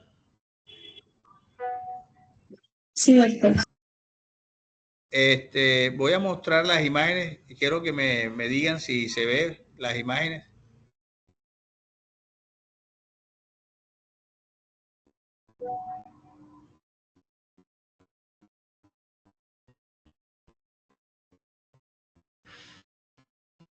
La están observando.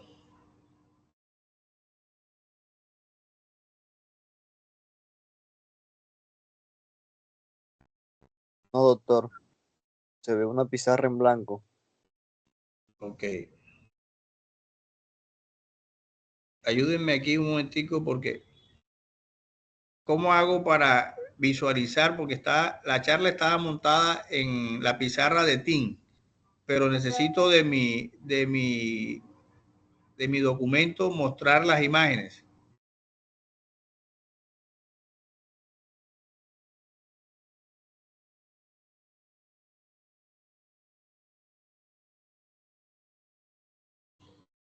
¿Mm?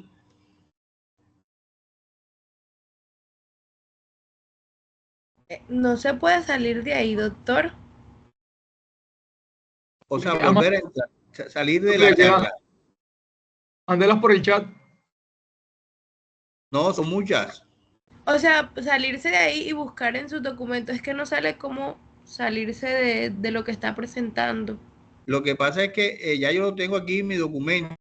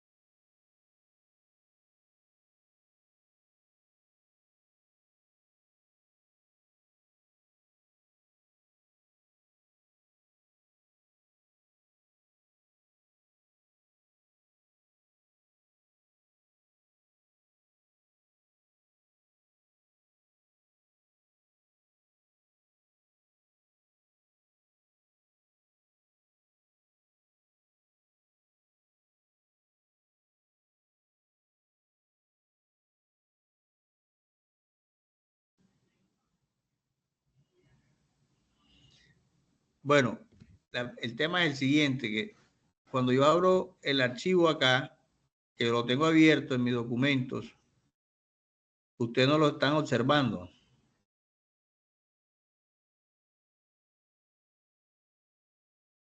Doctor, es que ahora dejó de compartir. No, lógico, voy a compartir ahorita, ya voy a compartir ahí.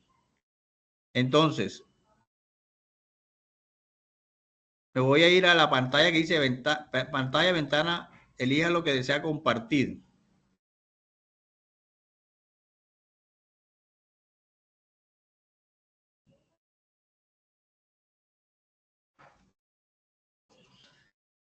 Pantalla de Chrome.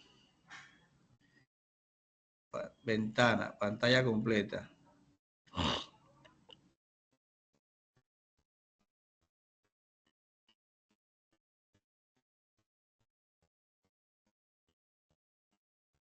Pero no me da la opción compartir sistema. Ok. Ya las tienen que estar viendo. Sí, doctor, ya estamos viendo. Ok, bueno, entonces aquí hay un montón de imágenes y la idea es que no se las voy a presentar todas, pero por lo menos que conozcan algunas patologías, cómo se ven en la ecografía, en la tomografía, en el urotac, una endoscopia.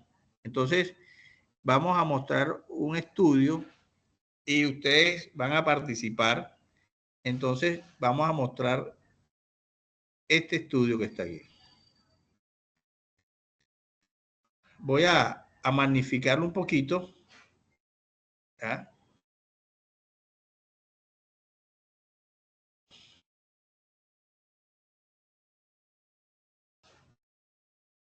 Bien. ¿Qué estudio es?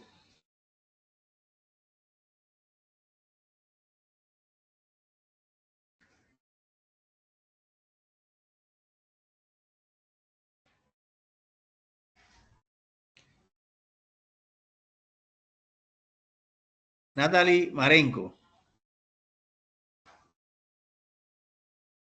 Profe, yo no veo nada. Yo lo veo, o sea, veo las imágenes, pero no cuál está seleccionando.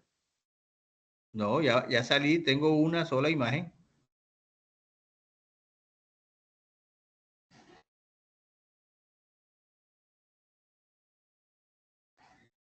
Escogí una imagen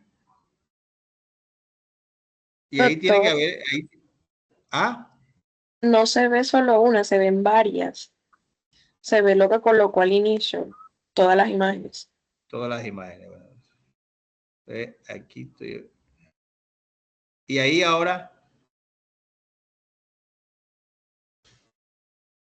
No, profe. Bueno, bien. Entonces me voy aquí. Estoy marcando una imagen. ¿La están viendo? Con el mouse.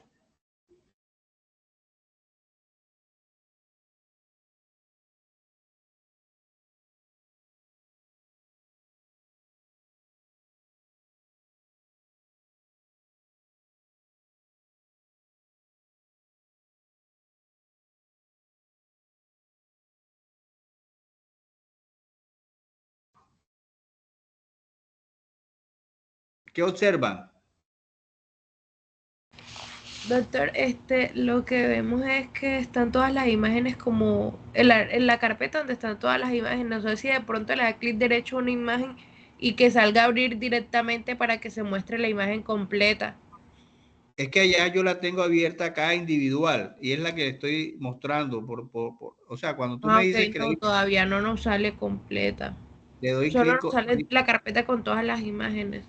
Pero fíjate, le di clic contrario, le doy a abrir y ahí abrió. Y estoy compartiendo porque acá en Team me dice dejar de compartir la imagen que te estoy mostrando que es única. Doctor, ¿usted está compartiendo únicamente una ventana o está compartiendo toda su pantalla? Aquí estoy compartiendo en la imagen que tengo, O sea, toda la doctor, pantalla. deje de compartir, vuelvo a darle compartir, pero darle compartir toda mi pantalla, porque creo que lo que pasa es que usted está compartiendo una sola ventana, entonces solamente vemos la ventana de todas las imágenes y se abrió la Ok, otra ventana donde está la foto y esa no la vemos. ok, listo, dale. Esa es la ayuda que necesitaba de ustedes. Le voy a dejar de compartir. Le voy a dar compartir. Pantalla, aquí dice pantalla, ventana o pestaña. Dele pantalla. Pantalla de Chrome o ventana o pantalla completa. Pantalla completa. Pantalla completa. Ajá.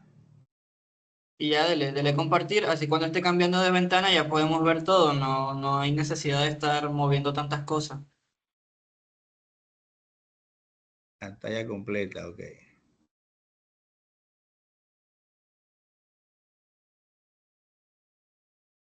Ahí estás viendo una sola imagen.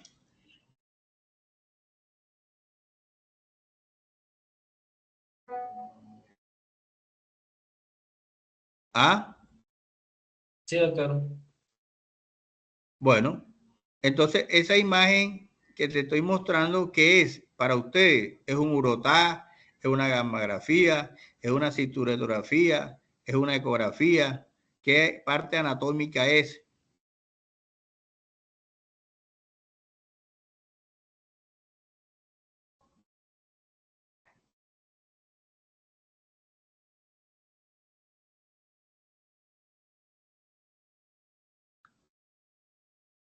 A ver, ¿quién se arriesga?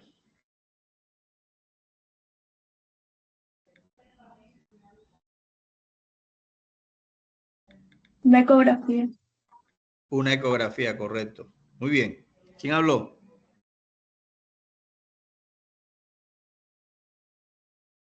¿Qué estructura anatómica es?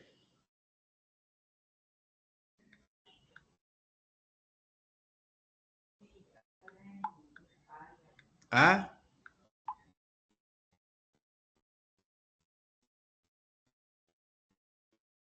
A ver, no tengan miedo. Se pueden equivocar.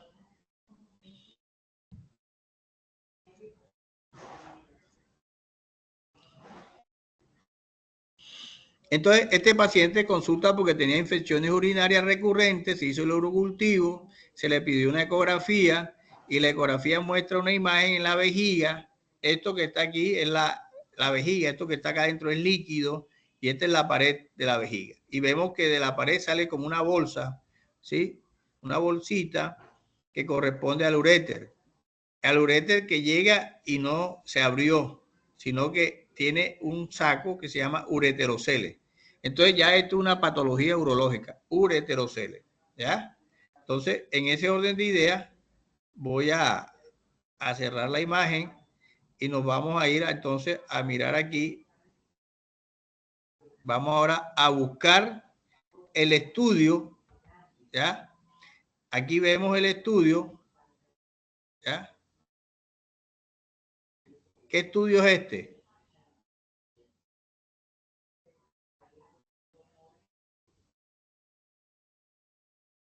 A ver, ¿qué estudio es?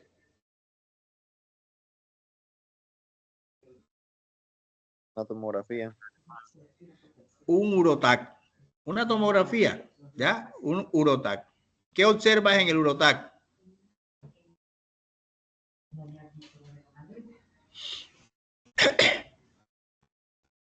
¿Ah?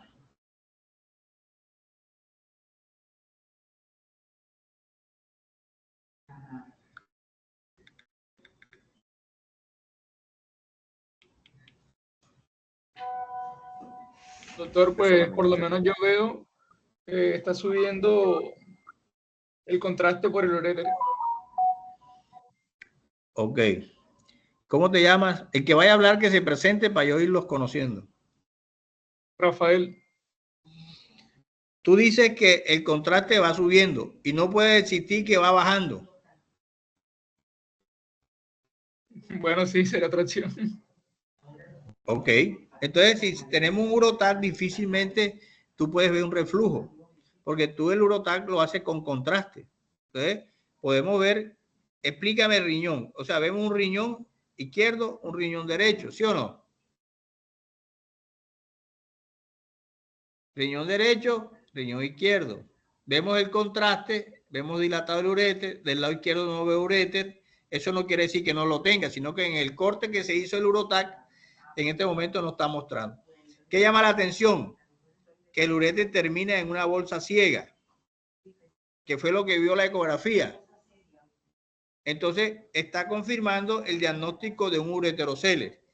La ecografía me mostró la parte vesical, lo más probable es que mostró también algo dilatado arriba, pero el urotac me está mostrando con mayor claridad ya la anatomía que estamos observando aquí. Y vemos cómo se está dilatando el uréter y cómo el uréter está llegando y no está eliminando porque está obstruido, digamos, por esa bolsa que está ahí dentro de la vejiga que se llama ureterocele.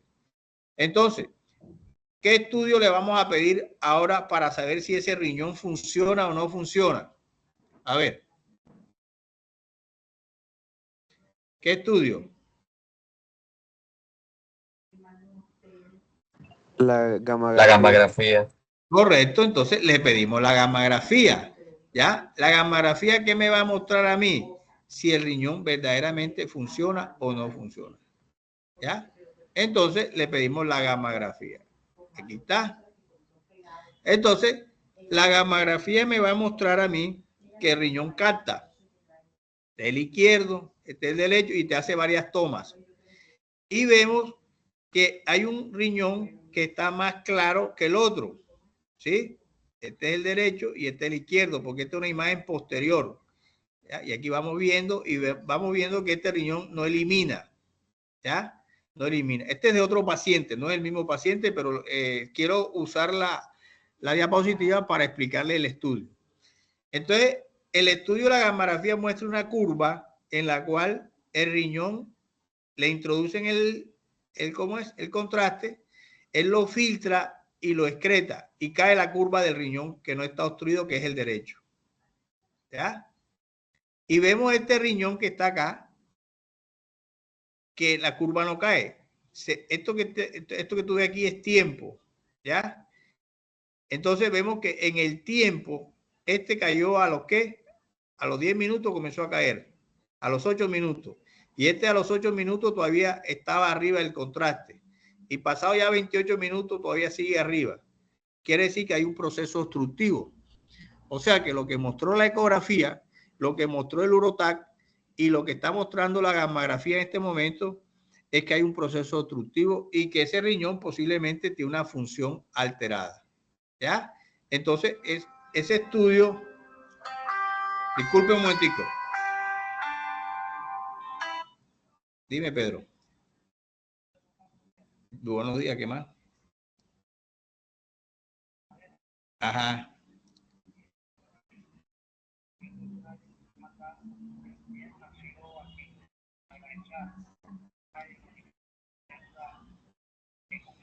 Ajá.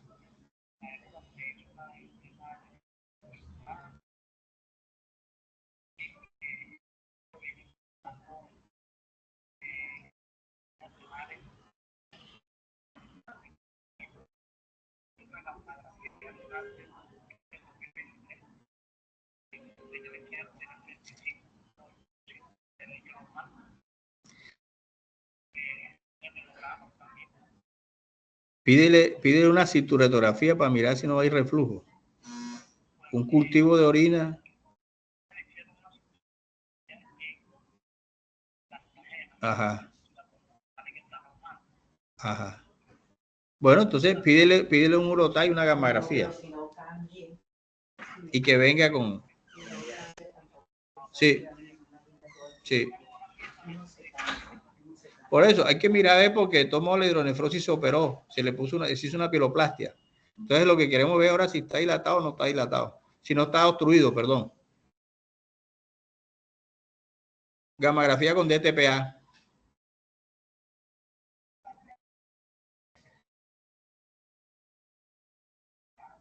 Bueno, entonces cítala conmigo el otro mes para yo verla.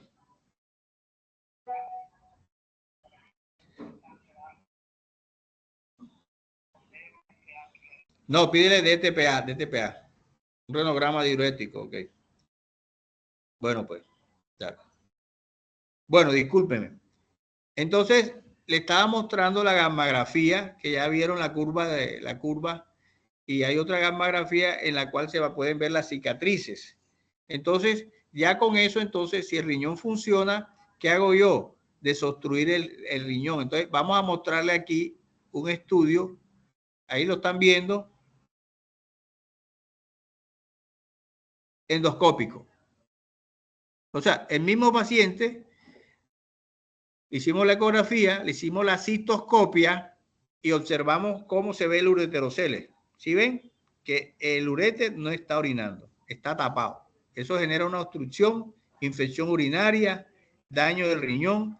Entonces, aquí se puede hacer un tratamiento quirúrgico que es abrir por aquí con una cuchilla, digamos, para que me entiendan un poco, y el uréter se desobstruye y esperar a ver en el tiempo si sigue haciendo o no infecciones urinarias. Si sigue haciendo, entonces puede ser que se produzca reflujo, que él no tiene reflujo, sino que tiene un proceso obstructivo y que haya que reimplantarlo. Pero si el riñón funciona menos del 15%, que lo demuestre la ecografía, la gammagrafía, en ese orden de idea, entonces habría que hacer una nefrectomía. Entonces, por eso es importante conocer la patología, porque de la patología depende también las manifestaciones clínicas y también la conducta quirúrgica que vayamos a tener una vez estudiado el paciente completamente.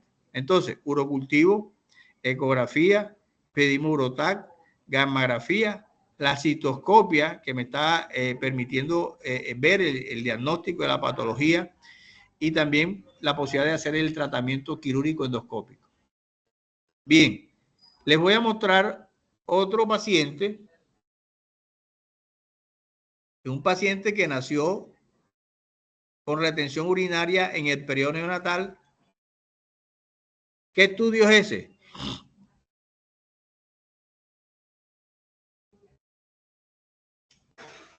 ¿Ah?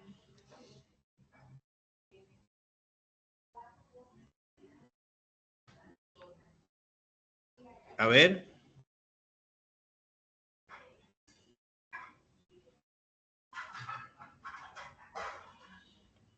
No se atreve a decir, esta es una cisturetografía miccional, donde observamos una vejiga, no como la que les mostré en la imagen de la clase. Hay una dilatación de la uretra posterior o prostática. La orina no pasa, tiene unas valvas de uretra posterior. Tiene una obstrucción, por consiguiente este paciente tiene reflujo vesicureteral. Entonces, como tiene reflujo vesicureteral, ya le hicimos, entonces vamos a hacerle la endoscopia, la cistoscopia. Entonces encontramos la membrana esta gruesa que impide que la orina pase a través de la uretra y la orina salga hacia atrás. O sea, produce reflujo bilateral y eso genera daño del riñón y lleva a insuficiencia renal. Entonces, por la misma vía aquí, con el endoscopio, uno corta la membrana esta aquí en hora 12, en hora 5 y en hora 6. Esto es grueso. Entonces uno corta y ya entonces quita la obstrucción y mejora el tema del reflujo y de las infecciones urinarias. Esta es una patología que se puede presentar en pacientes. Nace el paciente, es grave porque el paciente nace con oligohidramnio. El paciente cuando nace no orina porque está tapado. Habría que ponerle una sonda vesical y comienza a mejorar la creatinina. Nace con creatinina alta. Puede orinar por el ombligo. Acuérdense que entre el ombligo y la vejiga hay un ligamento que se permeabiliza que se llama el uraco. Entonces el paciente cuando nace puede orinar, puede nacer orinando por el ombligo. Entonces cuando nace por el ombligo, sale orina por el ombligo, ya uno tiene que sospechar que hay un problema en la uretra y que hay que estudiarlo con la endoscopia y con la cisturetro y que hay que hacerle el urotac, que hay que hacerle la gammografía también. Bien.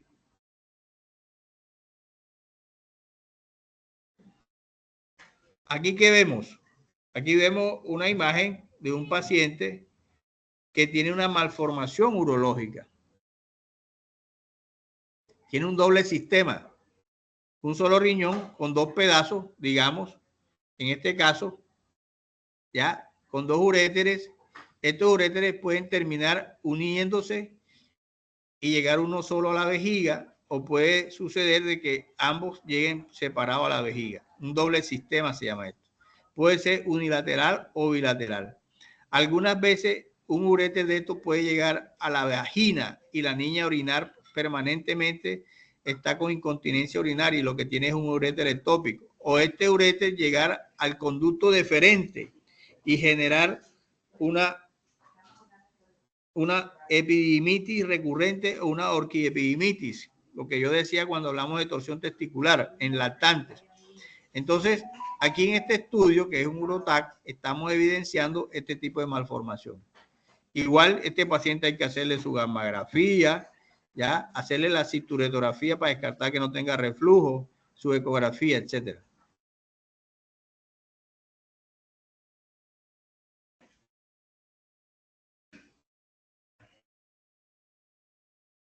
Bien, esto es una ecografía donde ustedes van a escuchar ahorita un concepto que se llama hidronefrosis.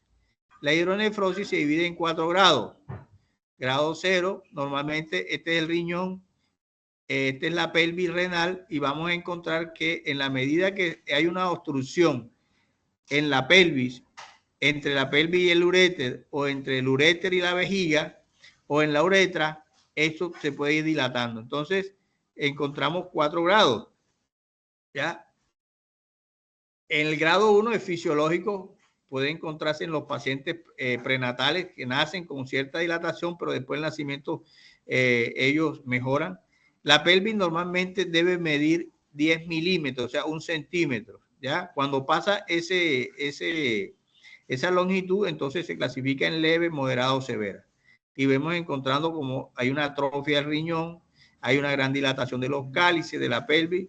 Estamos ante un proceso obstructivo bastante severo que habría que hacerle el UroTac, la gammagrafía con DMSA y DTPA para evaluar entonces la posibilidad de desobstruir el paciente con una pieloplastia. ¿Qué es la pieloplastia? Ya le voy a decir.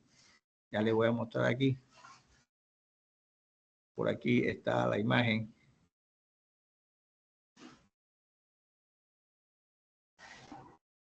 Aquí vemos el paciente obstruido con una urografía, que es otro estudio que no lo habíamos mencionado. Se pone contraste y se toma unas placas. Es muy irradiante este estudio y el contraste también daña el riñón. Aquí vemos la pelvis dilatada, entonces lo que se hace es cortar aquí y cortar acá el uréter y pegar, hacer una anastomosis. Se hace una anastomosis entre la pelvis renal y el uréter. Eso se llama pieloplastia. Por aquí creo que está la imagen. Vamos a mostrársela. Aquí está lo que le quiero dibujar, explicar. Puede ser por cirugía abierta o por cirugía laparoscópica. Se está haciendo hoy cada vez más por vía laparoscópica. Entonces se deja un catéter y ese catéter se saca por abajo para evitar de que se estenose y que quede funcionando de entrada esa anastomosis. Un catéter doble J. Ok. Bien. Y ya casi para terminar, vamos a mostrar aquí, es una niña que lactante, adolescente o escolar.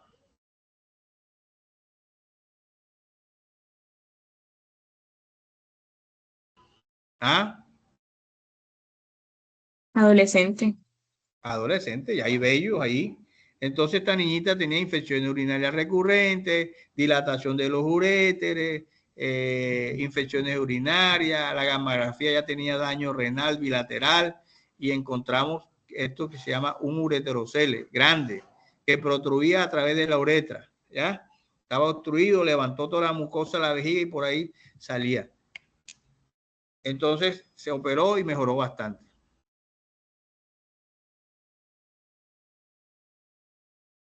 Y por último, vamos a ver este paciente. A ver, hablen. Hablen o callen para siempre.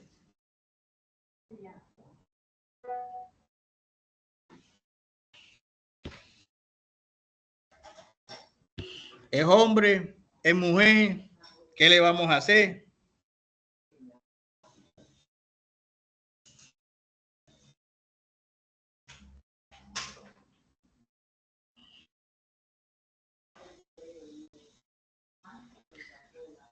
Emanuel Amado. Cuéntame, Manuel. Sofía Rodríguez, Andrea Morales, Cristina Judí Rodríguez. Quiero que participen. Doctor, la verdad, viendo la imagen, no estoy seguro ni siquiera del sexo del paciente. No importa, doctor. Hable cualquier barbaridad. Entonces, ¿qué haría? Si no sabes qué es hombre o mujer, ¿por dónde comienzas?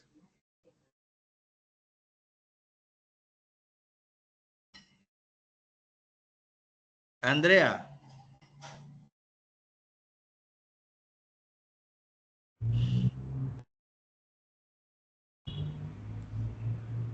Doctor, yo bueno, diría que es hombre.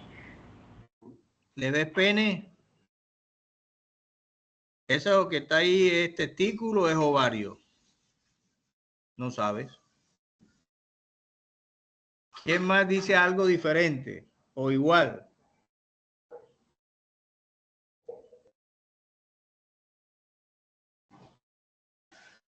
¿Ah?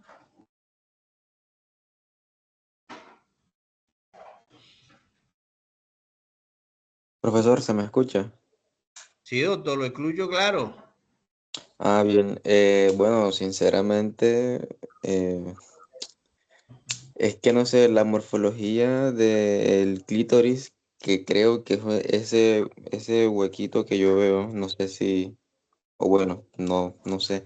Realmente diría que es como sí, como un hombre, como que, sí, el sexo de hombre, pero que no, o sea, que tuvo como una malformación o que no se pudo terminar el proceso, pero igual hay que ver los exámenes de sangre para ver, o sea, la parte genética, ver cuántos cromosomas tiene.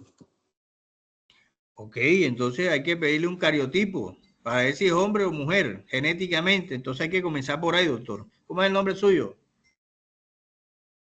Álvaro Pinto. Álvaro, entonces este paciente llega o nace y tiene una urgencia social. ¿Por qué una urgencia social? Porque no sabemos si es hombre o mujer. ¿O no? Así es. Yo no puedo decir que eso que está ahí como escroto pueden ser ovarios. Y pueden serlo, ¿ah? No es que yo estoy hablando paja. Entonces, en estos pacientes que se suelen presentar, es importante entonces hacer un análisis multidisciplinario con muchos especialistas. Aquí interviene el pediatra, el urólogo, el cirujano, el psiquiatra, el psicólogo, el abogado, porque no sabemos si le vamos a poner nombre de niña o nombre de niño, ¿ya? Y si qué tiene de niña y qué no tiene de niño. Entonces hay que entrar a evaluarlo. Entonces lo primero que hay que hacer entonces es un cariotipo. Hecho el cariotipo, entonces tenemos que hacer pruebas hormonales, a ver cómo está la testosterona, cómo están los estrógenos, y lo tiene que manejar el endocrinólogo. Entonces entramos a hacerle una laparoscopia diagnóstica para evaluar si tiene útero, si tiene próstata, si tiene deferente, en fin. Hay que hacerle un estudio por el agujerito por donde orina, a ver si ahí hay una uretra, una vejiga o si hay una vagina, en fin. Entonces, en ese orden de ideas, hay que biopsiar esas gónadas, a ver si son testículos, si son ovarios, y ya después de reunido todo ese contexto, entonces plantear qué es lo que vamos a hacer, dependiendo entonces de lo que se tiene y de lo que no se tiene. ¿Está claro? Entonces, este es un paciente que nació con una ambigüedad genital, se llaman desórdenes del desarrollo sexual. Hay una clasificación donde se enmarcan estos pacientes para poder ofrecerle ya una alternativa multidisciplinaria. Como ya les dije, pediatra, cirujano pediatra, urólogo, endocrinólogo, el abogado, la parte de, ¿cómo es? Bienestar social, toda esa bienestar el gobierno, porque ya hoy en día tú no puedes asignarle un censo si el paciente no lo pide. Entonces, eso ya tiene una legislación que regula ese tema. Bien. Vamos a ver acá.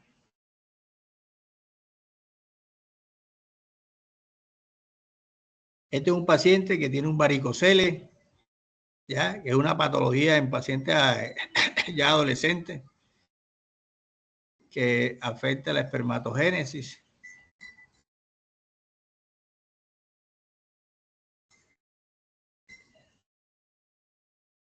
mostrarle algo por aquí.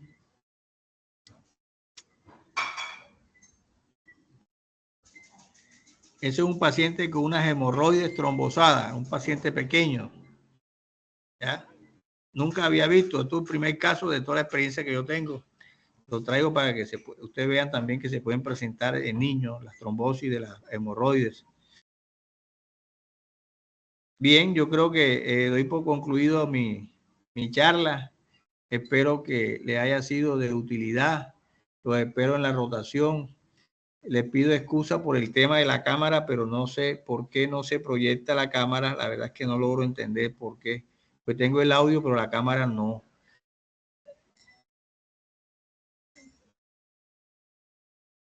Aparece aquí como si fuera un salón, pero no aparece la cara mía.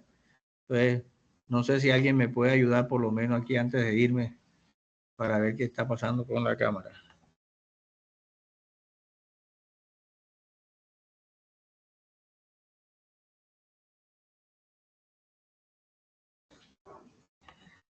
De pronto si deja de compartir, doctor.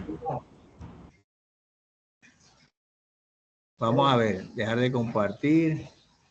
Ya dejé de compartir.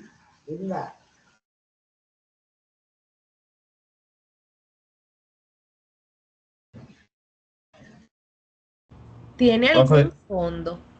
¿usted está en un computador de mesa o portátil? Un portátil. Revise si en la parte de la pantalla arriba donde está la cámara está tapada con algo.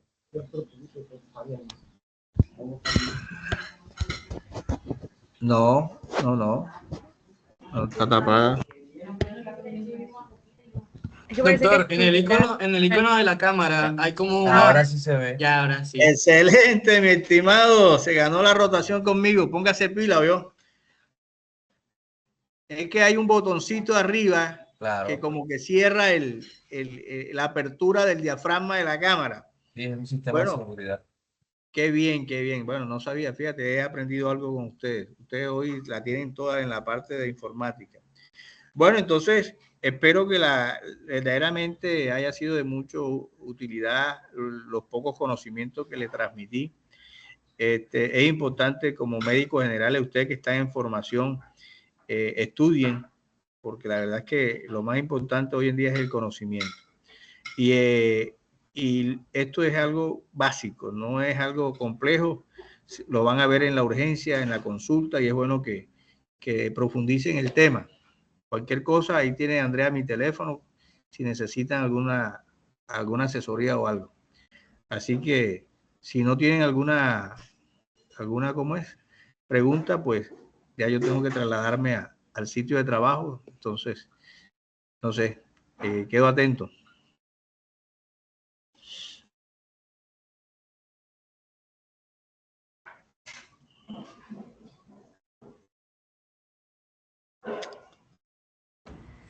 No parece, doctor. Muchas gracias a usted por su tiempo y su clase. Bueno, entonces nos estamos viendo por ahí. No sé quién está coordinando este semestre, porque hay docentes nuevos. Anteriormente hacíamos unos talleres, no sé si eso se va a seguir haciendo o si simplemente va a ser la rotación con cada docente en el sitio de trabajo. De todas maneras, los que le correspondan ahorita cuando ya comiencen las rotaciones de cirugía, bueno, ya se verán conmigo. Los temas creo que ya se los pasaron, los temas que vamos a desarrollar durante el semestre, ¿no? De cirugía pediátrica.